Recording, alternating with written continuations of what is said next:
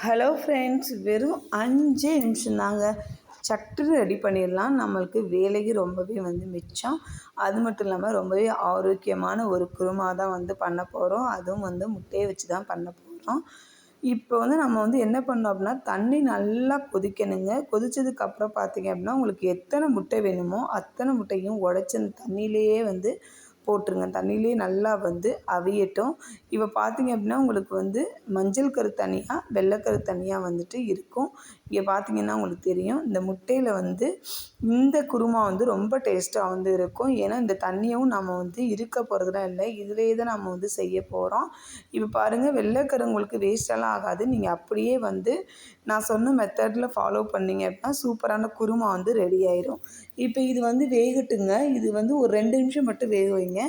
இது கூடவே பார்த்தீங்க அப்படின்னா, சின்ன வெங்காயம் ஒரு 10, பூண்டு ஒரு 5, நறுக்கிய பூண்டு, நறுக்கிய சின்ன வெங்காயம் இதிலேயே போட்டுடலாம். இதிலேயே போட்டதுக்கப்புறம் பார்த்தீங்க அப்படின்னா, தக்காளி ஒரு தக்காளி இதிலேயே போட்டுடலாம். இதெல்லாம் போட்டு அதுலேயே அவிய வைக்க போகிறோம். இதில் எத்தனை விசில் போட போகிறோம் அப்படின்னா, ஒரு 7 விசில் போட போகிறோம்.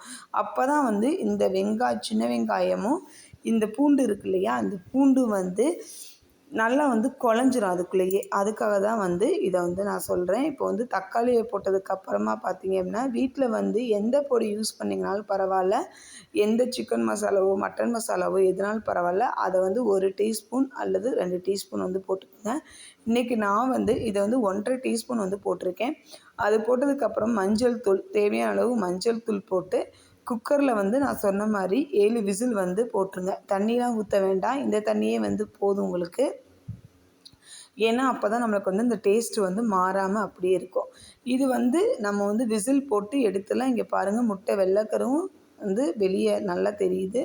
தேவையான அளவு உப்பு சேர்த்துலாம். உப்பு சேர்த்துட்டு நான் 7 விசில் போட்டேன்.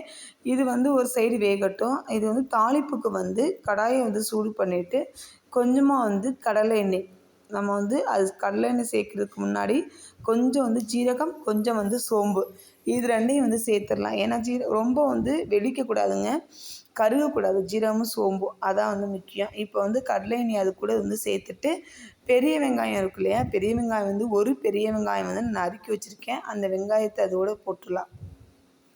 போட்டுட்டு நல்லா வெங்காயம் நல்லா ப்ரௌன் ஆகணும். அதுக்கப்புறம் பார்த்தீங்க அப்படின்னா கருவேப்பிலை, தேவையான அளவு கருவேப்பிலை, ஒரே ஒரு பட்டை, இதை போட்டு நீங்கள் ஏலக்காய், கறி மசாலா, பட்டை இதெல்லாம் போட்டிங்கன்னா கூட நீங்கள் போட்டுக்கலாம். நான் இன்றைக்கி போடல.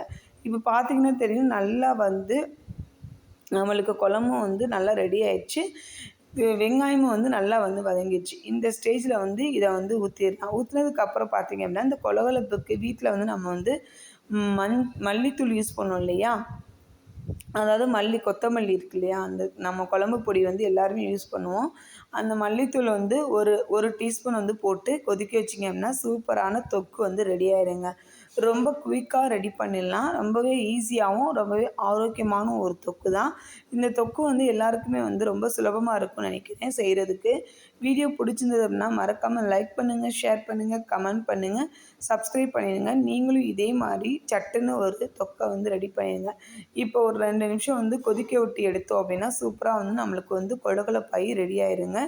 ஓகே ஃப்ரெண்ட்ஸ், இதே மாதிரி இன்னொரு வீடியோ நாளைக்கு பார்க்கலாம். ஓகே, பாய்.